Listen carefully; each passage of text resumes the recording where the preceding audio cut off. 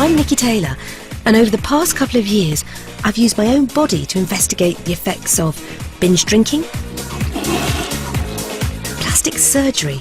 I've put myself under the knife, and I've even gone 6 weeks without washing. It's my way to really understand the effects, good and bad, of what we're doing to ourselves. And now with the cannabis debate raging, I'm going to pot. Like many others, I smoked cannabis at college. In fact, over 15 million of us have tried it, but few are fessing up. Do you guys do cannabis? No. No? Apart, of course, from a select group of government ministers. And a third of all British teenagers. But do you know people that do? Yeah. Most people our age. All our age. It's like a secret society. Everybody does it, but nobody talks about it. So is it more dangerous than alcohol? Is it stronger than it used to be? Will it drive us mad? Or to cope or to smack? I'm going to find out.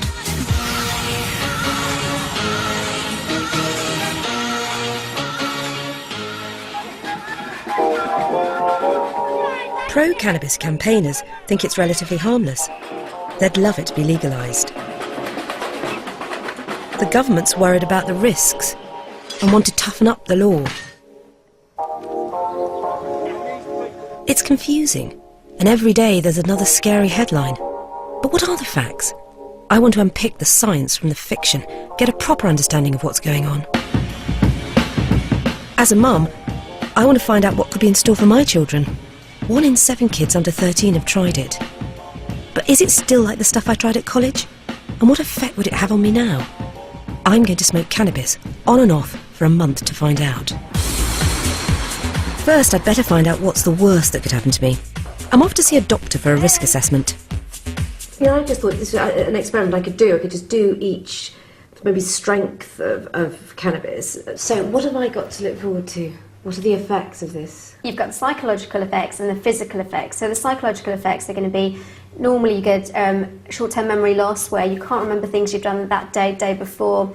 You get reduced coordination and motor function, so you may be falling down, you'll be a bit slower, you might get some paranoia. Long term that can lead to schizophrenia, you might get depressed with it, it can cause sleep disturbance and even nightmares. Physically it can affect the blood pressure, it can make the heart rate go up, and if you're already feeling quite anxious that can cause chest pain. Is that all? If you've come for my advice would be that I would not do it. Well, at least I know what to look out for. And I'm beginning to notice that cannabis culture is all around me. This head shop is one of about 100 you can find on our high streets. Where better to start my journey than here? Excuse me, what's this for? What's that for? That's a rolling wallet, basically. A rolling wallet? It's got all your compartments in there. What do you put in here? Whatever you choose to put in there. All right, okay. Put whatever I choose to put in there. All souvenir purposes. These are just souvenirs? Souvenir purposes. Do a lot of people come in here buying souvenirs? Yeah, we sell a lot of grow equipment as well. But not for growing? No, it's for tomato plants. Yeah. Right. Oh, I see. And it really big tomatoes? Massive ones. Do you have any seeds that you can sell of these plants? Yeah, we basically get you any seeds. Any seeds you want. This is just one of the brands. And this is all legal? This is Sensi Seeds. Yeah, there's nothing wrong with selling actual seeds, nothing wrong with selling equipment, you just can't put them both together. So you can buy the seeds and you can buy the grow kit, but you're not supposed to use them together? Could I get away with a little experimental use myself? What does the law say about smoking cannabis? I asked a barrister, Richard Cross, to explain the law in this country to me.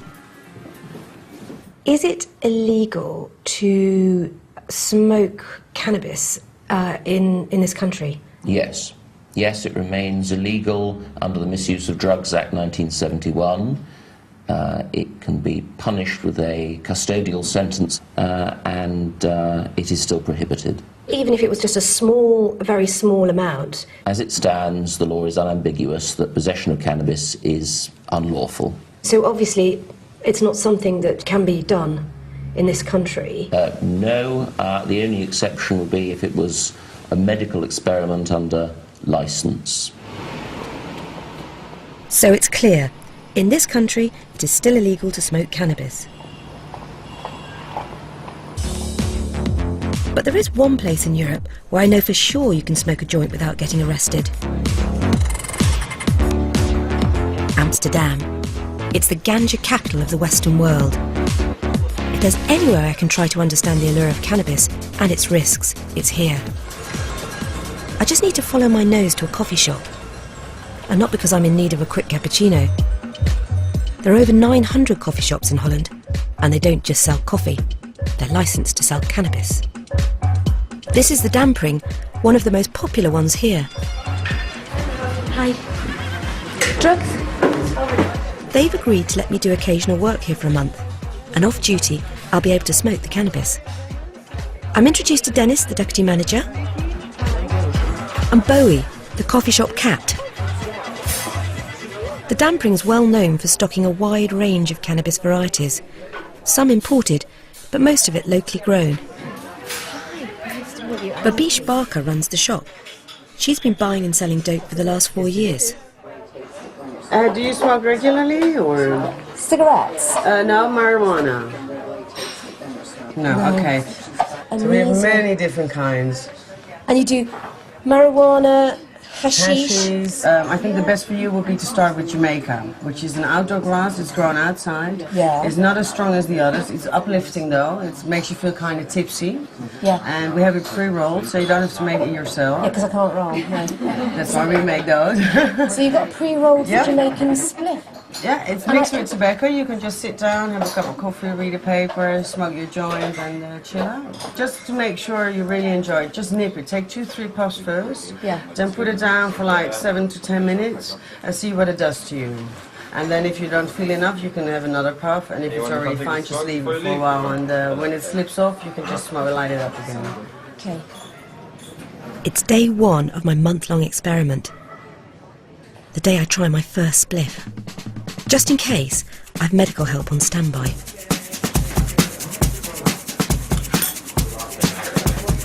So, this is it. I'm going to smoke 1/10 of a gram of Jamaican weed mixed with tobacco.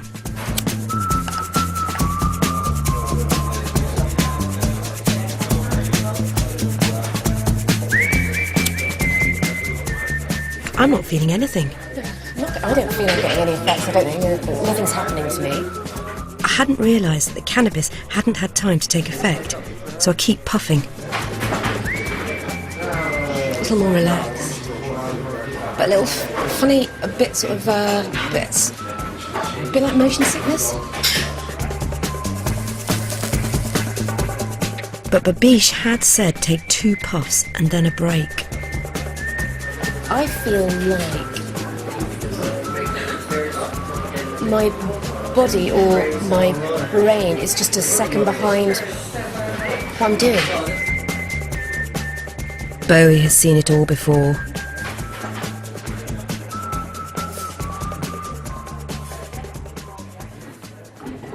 "10 minutes and 25 drags later, it hits me.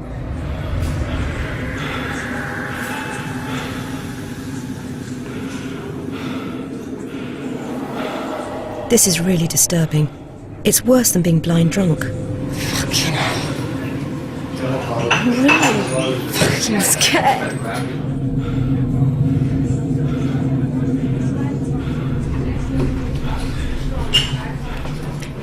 I seem to work myself into a bit of a panic attack and I don't know why.